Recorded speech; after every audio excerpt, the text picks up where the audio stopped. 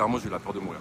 Et je ne m'étais pas rendu compte à quel point ça avait été dangereux et à quel point en fait ma vie à ce moment-là, elle a tenu qu'à un fil et je suis passé près de soit de mourir, soit de finir handicapé sévère. J'ai retrouvé pour Brut le contact de ce motard qui a été percuté par une voiture de police il y a quelques jours de cela, à pleine vitesse sur une autoroute en Ile-de-France. Il s'appelle Hugo et je vous propose tout de suite d'écouter son témoignage. On voit clairement qu'elle elle allait déjà beaucoup plus vite que moi, elle ralentit à mon niveau. Elle ralentit à mon niveau pour me taper. Et pendant qu'elle ralentit, on peut voir en fait la vitre passager se baisser.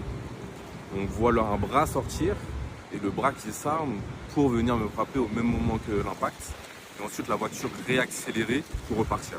Donc après ça, en fait, moi j'ai pas eu de contact avec eux. Ils sont pas arrêtés, ils sont partis. Ils sont partis très vite. Donc pour moi c'était compliqué de les rattraper, etc.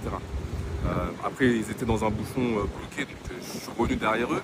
Mais je me suis dit, ça va servir à quoi? Qu'est-ce qui va se passer en fait si je les arrête et que j'arrive à leur niveau pour les confronter par rapport à ce qui s'est passé? S'ils sont capables de faire ce qu'ils ont fait juste avant, peut-être qu'ils sont capables d'autre chose. Donc à ce moment-là, j'ai juste préféré avancer, pas m'arrêter et rentrer chez moi. Les quais de Bercy sont bouchés. Je suis derrière une voiture de police. Enfin, il y a une voiture de police qui est en interfile côté gauche avec les gyrophares. Et derrière cette voiture, il y a un scooter et puis il y a moi.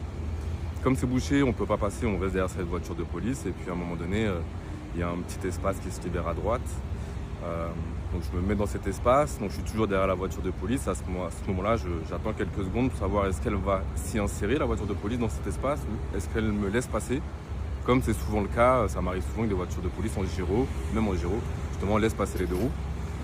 Et donc moi j'ai l'impression à ce moment-là qu'elle me laisse passer, comme en tout cas elle ne s'y insère pas. Donc je commence à avancer et au final on s'y insère plus ou moins au même moment. Enfin, elle s'y insère juste après moi, donc elle a failli taper l'arrière de ma moto à ce moment-là. Pour moi, c'était juste, pas fait exprès, une petite incompréhension de route. Donc moi, j'avance en interfile et elle reste bloquée dans les bouchons. Et à ce moment-là, j'avance jusqu'à arriver sur l'autoroute. Donc il y a environ 1,5 km, 2 km avant que je ne recroise cette voiture de police où j'entends du coup le gyrophare, la sirène derrière moi. Et donc quand j'ai cette information, mon objectif c'est de me rabattre. Mais il faut que je le fasse en sécurité aussi. Donc quand je vois l'opportunité et que j'ai un espace suffisamment grand pour me rabattre, je me suis rabattu et c'est à ce moment-là que commence la vidéo que vous avez vue sur internet et que la voiture de police vient dans ma voie me tamponner et que du coup j'ai failli tomber à au moins 70 km/h sur l'autoroute. Je ressens du coup la peur d'y être presque passé. Et en plus de ça, comme c'était une voiture de police, moi j'avais un sentiment d'incompréhension. Je ne comprenais absolument pas ce qui venait de se passer.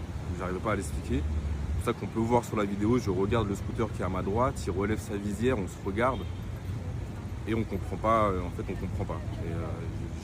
Même jusqu'à maintenant, je ne comprends toujours pas ce qui s'est passé. J'arrive pas à expliquer comment on peut en arriver à faire ce geste de la part d'agents de police. C'est toujours de l'incompréhension pour expliquer pourquoi, qu'est-ce qui les a poussés à faire ce geste-là, à porter atteinte à ma vie. Et c'est beaucoup déjà une fatigue mentale par rapport à tout ce qui se passe ensuite autour de cette affaire. Donc la médiatisation, les réseaux sociaux, c'est quelque chose auquel je n'étais pas habitué. Et clairement, en fait, quand on n'est pas habitué, c'est dur de vivre avec ça. C'est comme s'il y avait un bruit constant en fait, dans notre esprit. Donc je dors moins bien, j'ai toujours quelque chose dans la tête, c'est dur de se concentrer, etc. Donc l'après n'est pas forcément évident. La préfecture de police de Paris a indiqué, je cite, qu'une enquête avait été ouverte pour faire toute la lumière sur ces faits, mais également pour identifier les policiers mis en cause. Des policiers mis en cause qui vont faire l'objet de plusieurs plaintes, puisque Ari Halimi, interrogé pour Brut, l'avocat d'Hugo, a indiqué que plusieurs plaintes avaient été déposées. Le client a souhaité que nous déposions une plainte pour tentative de meurtre par personne dépositaire de l'autorité publique avec arme par destination, à savoir le véhicule qui s'est déporté brutalement pour ce que nous pensons être une tentative de meurtre et le véhicule est parti par la suite. Nous pensons que c'est un acte volontaire dans la mesure où il y avait une poursuite préalable puisque les fonctionnaires de police n'ont pas forcément apprécié que la moto les double. Voilà, c'est tout simplement une affaire sordide qui aurait pu coûter la vie à mon client.